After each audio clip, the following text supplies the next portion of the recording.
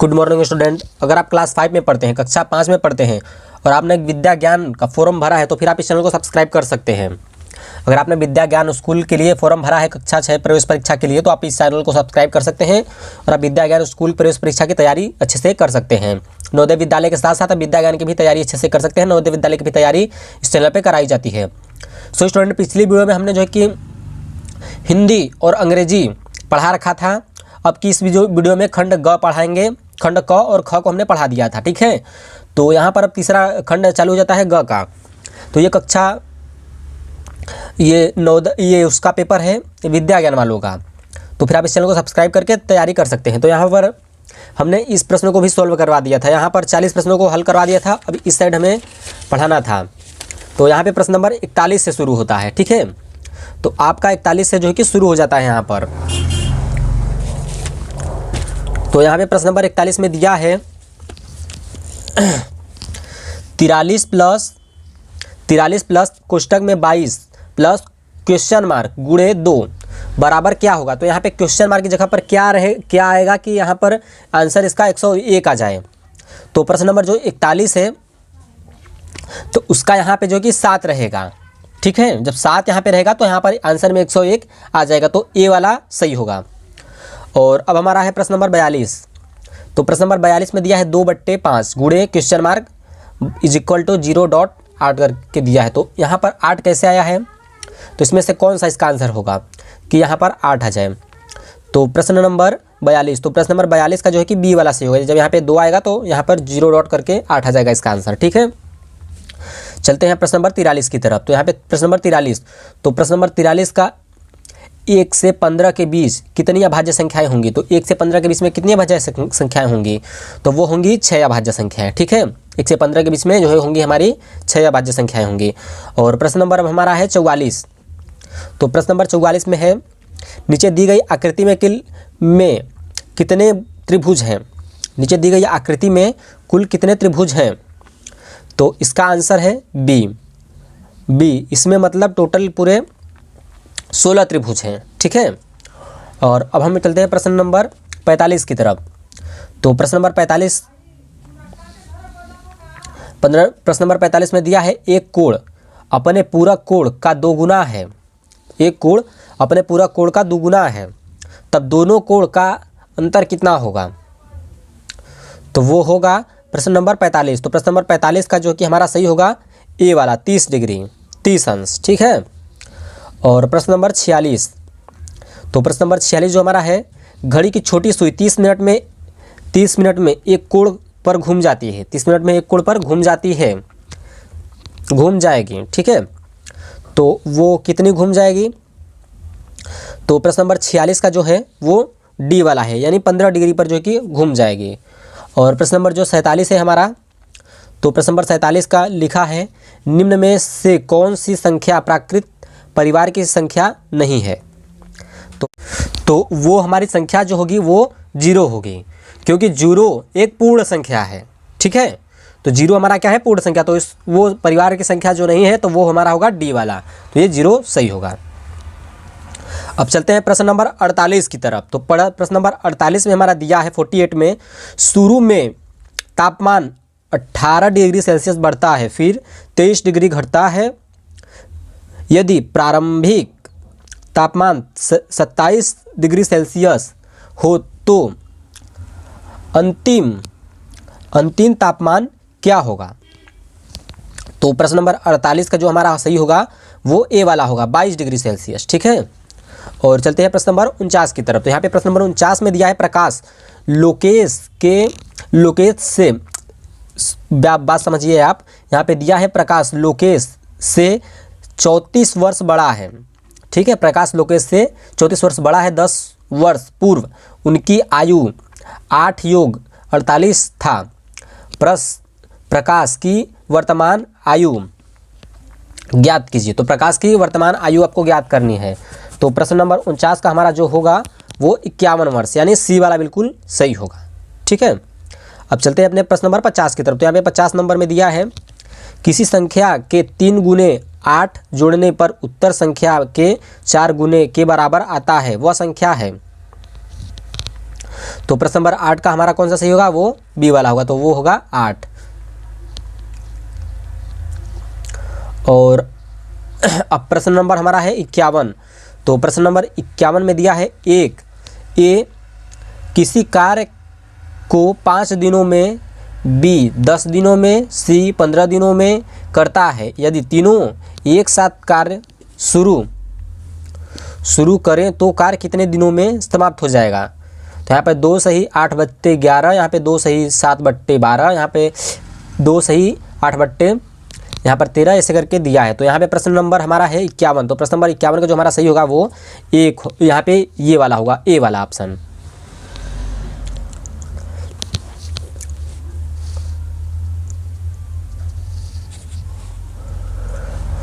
और अब हमारा है प्रश्न नंबर 52। तो प्रश्न नंबर जो 52 है, दिया है एक समकोण त्रिभुज का एक कोण 55 डिग्री है, तो त्रिभुज का तीसरा कोण क्या होगा।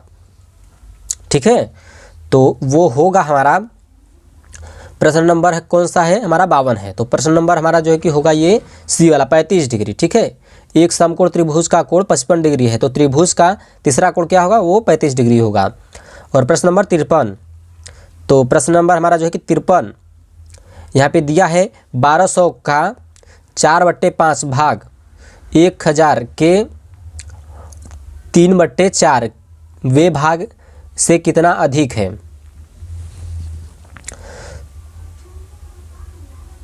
तो वो हमारा जो अधिक है वो प्रश्न नंबर यहाँ पे 53 का हमारा जो कि सही होगा वो कौन सा होगा, वो हमारा होगा जो है कि, तो हमारा ये कौन सा सही होगा, वो डी वाला होगा। तो प्रश्न नंबर 53 का डी सही है। और प्रश्न नंबर 54, एक वृत्ताकार बाग का व्यास 210 मीटर है, इसका क्षेत्रफल कितना होगा। तो प्रश्न नंबर 54 का जो हमारा सही होगा वो ए वाला होगा, 34,650 वर्ग किलोमीटर। ठीक है, तो अब हम चलते हैं आगे के प्रश्नों की तरफ। तो आगे है हमारा प्रश्न नंबर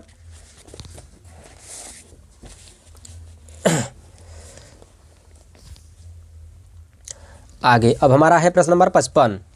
तो इसको पढ़ने से पहले अब हम यहाँ पे नोट को पढ़ लेते हैं। नोट, दी गई आकृतियों में क्रम में अगली आकृति कौन सी होगी, उचित विकल्प को उत्तर पत्रक में पूर्णतः काला करें। तो आपको एक उत्तर पत्रक दिया जाएगा, उसमें आपको काला करना रहेगा। ठीक है, तो आपको बताना है। तो प्रश्न नंबर 55 का जो प्रश्न आकृतियाँ होगी हमारा, तो वो यहाँ पर ए है, बी है और 3 है, 1 2 3। तो इसमें से कौन सा इसमें फिट होगा, इसमें से आपको मिलाकर इसमें फिट करना है। तो इसमें कौन सी आकृति आएगी अगली वाली। तो यहाँ पे प्रश्न नंबर हमारा 55 है, तो फिर 55 का जो हमारा आएगी आकृति वो ये वाली आकृति आएगी। ठीक है, तो प्रश्न नंबर हमारा सी वाला सही है। और 54 की अगर हम बात करें तो 54 में यहाँ पे खाली स्थान में कौन सी आकृति आएगी। तो प्रश्न नंबर 55, तो यहाँ पर हमारा आ जाता है 56। तो प्रश्न नंबर 56 में हमारी कौन सी आकृति आएगी, तो वो आएगी हमारी बी वाली आकृति आएगी। ठीक है, यहाँ पर ये बी वाली आकृति इसमें फिट होगी। और अब हम आगे के प्रश्न की तरफ चलते हैं। तो आगे अब हमारा है प्रश्न नंबर 57। तो प्रश्न नंबर 57 में हमारी कौन सी आकृति यहाँ पर आएगी, तो यहाँ पर इसकी ये डी वाला इसमें फिट होगा। ठीक है, अब चलते हैं प्रश्न नंबर अपने 58 की तरफ। तो प्रश्न नंबर 58 का हमारा जो है कि कौन सा आएगा इसमें आकृति, तो वो इस साइड हमारा आकृति दिया हुआ है, तो इसमें का जो है कि डी वाला इसमें फिट होगा जाएगा। ठीक है, तो अब हमारा है प्रश्न नंबर 59। तो प्रश्न नंबर 59 जो प्रश्न हमारा है, तो प्रश्न नंबर 59 में दिया है एक आयताकार खेत की चौड़ाई 20 मीटर है, खेत की लंबाई उसकी चौड़ाई से 2 गुनी है, तो परिमाप ज्ञात कीजिए। तो इसका परिमाप जो होगा हमारा डी वाला सही है, 120 मीटर। ठीक है, और अब हमारा आ जाता है आगे के प्रश्न की तरफ। तो यहाँ पर एक प्रश्न दिया है आपको। ठीक है, तो आप इसको पहले अच्छे से पढ़ लीजिए। तो यहाँ पर दिया है 60 से 63 में दी गई जानकारी ध्यानपूर्वक पढ़ें और प्रश्न को उत्तर दें। रामपुर गांव के निवासी संजय के पास 9 एक कागज़ की ज़मीन है, जिसमें संजय के 5 एकड़ ज़मीन में गेहूं की खेती की तथा 4 एकड़ ज़मीन में चावल की खेती की। 1 एकड़ खेती की सिंचाई 15 लीटर डीजल प्रयुक्त होता है। 1 लीटर डीजल की कीमत 50 रुपये है। कीटों से बचाव हेतु प्रति एकड़ 800 मिलीलीटर कीटनाशक प्रयुक्त होता है। प्रति एकड़ गेहूं की पैदावार 12 क्विंटल और चावल की पैदावार 10 क्विंटल। तो इसमें आपने पढ़ लिया, अब इसका आंसर आपको बताना है। चावल की फसल की सिंचाई कुल कितनी लागत आएगी? तो प्रश्न नंबर जो हमारा 60 है, तो उसका कौन सा सही होगा? तो प्रश्न नंबर 60 का जो हमारा होगा सही, वो सी वाला होगा। ठीक है, तो यहाँ पर 3000। और प्रश्न नंबर जो हमारा 61 है, गेहूं की खेती की सिंचाई के लिए डीजल की आवश्यकता होगी, तो वो होगी हमारा प्रश्न नंबर 61 का ए वाला होगा। ठीक है, 75 लीटर। और प्रश्न नंबर हमारा आ जाता है 62। तो प्रश्न नंबर 62 का जो हमारा सही होगा, संजय की फसल की कुल पैदावार कितनी है? तो वो भी 100 क्विंटल। और प्रश्न नंबर 3, कुल कितने लीटर कीटनाशक प्रयोग एक बार में छिड़काव के लिए किया गया है? तो वो हमारा है यहाँ पर ये डी वाला 7 लीटर 200 मिलीलीटर। ठीक है, और यहाँ पे प्रश्न नंबर 64। तो प्रश्न नंबर 64 जो है हमारा, एक वृत्ताकार मेज की त्रिज्या 8 सेमी है, जिसके किनारों पर चारों ओर डिजाइन पट्टी लगानी है। इस पट्टी की लंबाई कितनी होगी?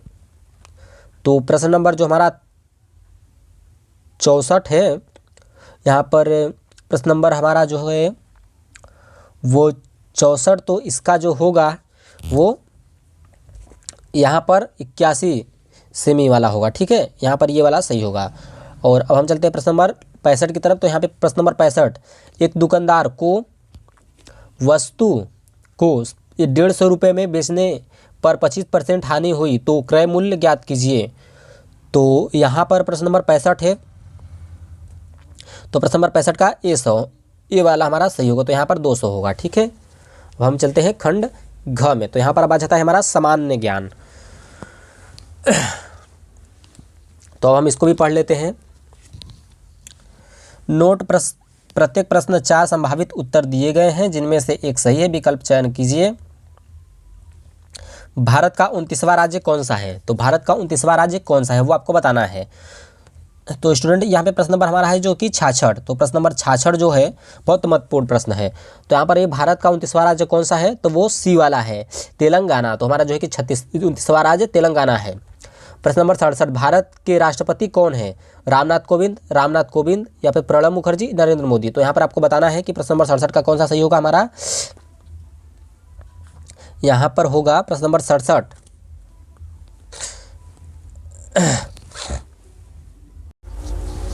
सो स्टूडेंट, यहाँ पे प्रश्न नंबर 67, तो इसका जो सही आंसर होगा वो बी वाला होगा, रामनाथ कोविंद जी। ठीक है, तो प्रश्न नंबर 68 अब हमारा है 67 के बाद प्रश्न नंबर 68। तो प्रश्न नंबर 68 में दिया है झारखंड का प्राचीनतम धर्म कौन सा है? तो वो है हमारा झारखंड का जो है कि प्राचीनतम धर्म। तो प्रश्न नंबर 68 का जो हमारा सही होगा वो बी वाला है, सरना। और प्रश्न नंबर 69, तो प्रश्न नंबर 69 का हमारा कौन सा सही है? चिल्का झील कहाँ है? वो उड़ीसा में है। प्रश्न नंबर 70, तो प्रश्न नंबर 70 में भारत से सबसे पुरानी पर्वत श्रृंखला कौन सी है? तो वो अरावती है। ठीक है, और चलते हैं अपने दूसरे प्रश्न की तरफ। तो यहाँ पे प्रश्न नंबर है 71। तो प्रश्न नंबर 71 में है,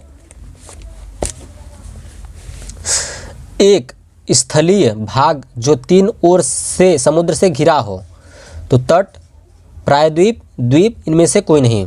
तो प्रश्न नंबर जो हमारा है 71, तो वो 71 का हमारा जो सही होगा वो बी वाला है। ठीक है, और प्रश्न नंबर 72 की अगर हम बात करें, तो यहाँ पे दिया है लोकसभा में कुल कितने निर्वाचित सदस्य होते हैं? तो लोकसभा प्रश्न नंबर 72 में तो वो हमारा होगा 543। ठीक है, और प्रश्न नंबर 73, भारत में कुल भूमि कितना प्रतिशत भूभाग वनावरण व वृक्षावरण के अंतर्गत है? यानी वृक्षों का कितना भाग है हमारे भारत में?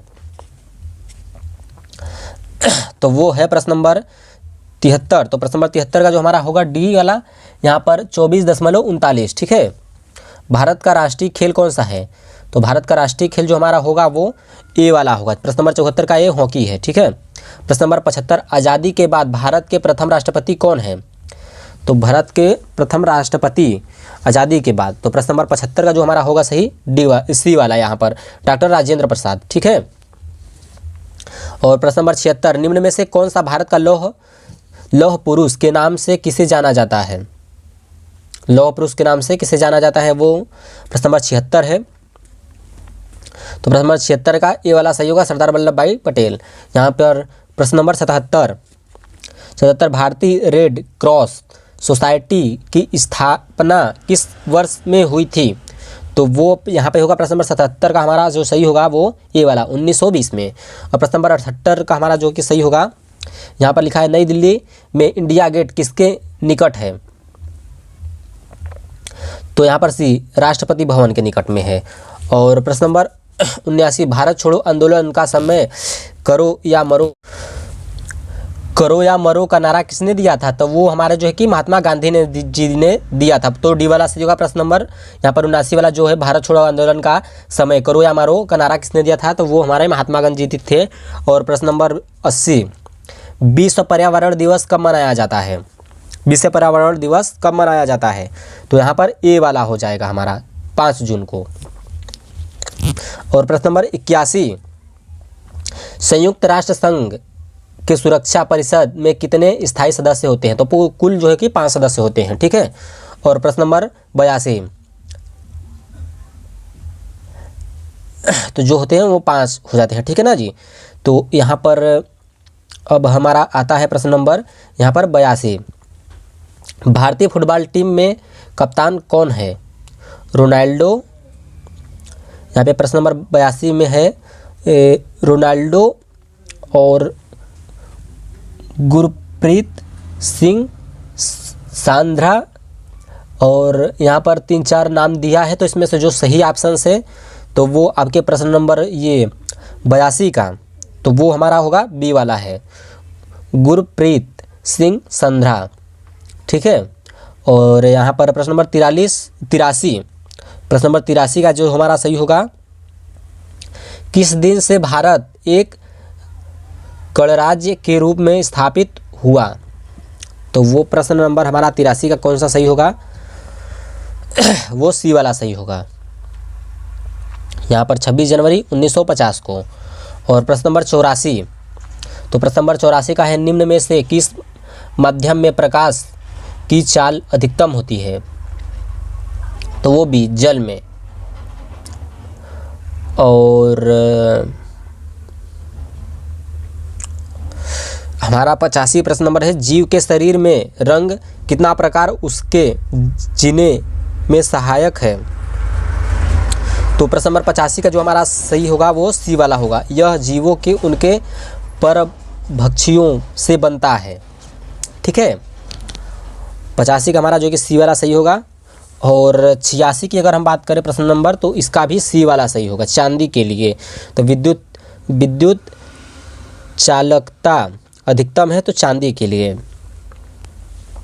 और प्रश्न नंबर 87, तो प्रश्न नंबर 87, आंवले में कौन सा अम्ल मौजूद होता है? तो वो डी एक एस्कार्बिक अम्ल, ठीक है। 87 वाला आपको समझ में आ चुका होगा, डी वाला सही है। और अब हम आगे चलते हैं।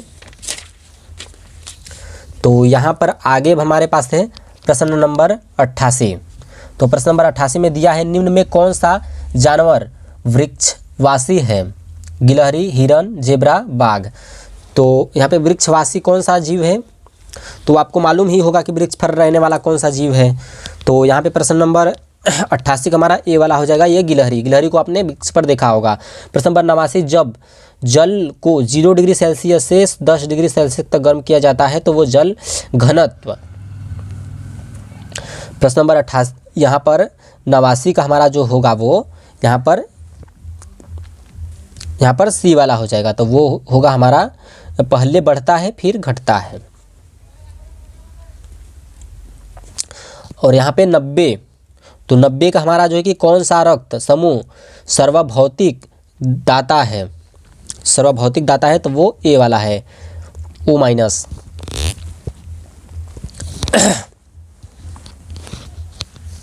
प्रश्न नंबर 91, निम्नलिखित में से कौन अदिश राशि है? बल, त्वरण, शक्ति, संवेग। तो यहाँ पे प्रश्न नंबर ये जो 91 है तो इसका सही होगा सी वाला, शक्ति। ठीक है, ये एक अदिश राशि है। और यहाँ पे प्रश्न नंबर 92, तो यहाँ पे प्रश्न नंबर 92 का जो हमारा सही होगा, एक पाउडर बराबर होता है, एक पाउडर बराबर होता है 92 वाला प्रश्न का, तो जो हमारा सही होगा वो बी वाला। ठीक है, 453.6 ग्राम। और अब हमारा 93 वाला जो होगा कौन सा सही होगा, तो यहाँ पे दिया है, एक विनाशकारी प्रवासी कीड़े हैं जो भोजन की खोज के लिए झुंड में प्रवास करते हैं, खड़ी फसल को खाते हैं, बर्बाद करते हैं, क्या है? तो आपको बताना है टिड्डी, तितली यानी घरेलू मच्छर। तो यहाँ पर जो है टिड्डियाँ हैं। ठीक है, तो इसका टिड्डियाँ में सही होगा, प्रश्न नंबर 93 का ये वाला सही होगा। प्रश्न नंबर 94 अगर हम बात करें तो प्रश्न नंबर 94 का जिस दर्पण में सदा आभासी प्रतिबिंब बनता है वो होगा कौन सा हमारा, तो वो होगा डी वाला, ए एवं बी दोनों में।